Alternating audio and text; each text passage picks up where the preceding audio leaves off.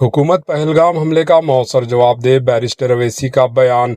All India मजलिस इत्तेहादुल मुस्लिमीन के सरबराह व रुकन पार्लियामेंट हैदराबाद बैरिस्टर असदुद्दीन अवैसी ने पहलगाम में पेश आए दहशतगर्दाना हमले की शदीद अल्फाज में मजम्मत करते हुए कहा कि हुकूमत को इसका सख्त और मौसर जवाब देना चाहिए।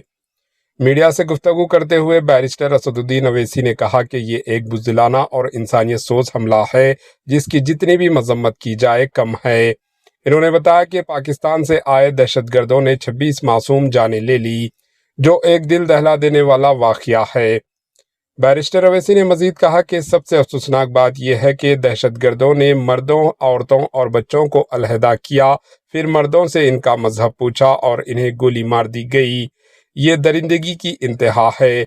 सदर मजलिस बैरिस्टर अवैसी ने कहा कि इस वाक़े की हसास दिल को झंझोड़ कर रख दिया है और हम न सिर्फ इसकी मजम्मत करते हैं बल्कि मुतालिबा करते हैं कि हुकूमत फौरी तौर पर ठोस इक़दामात करे।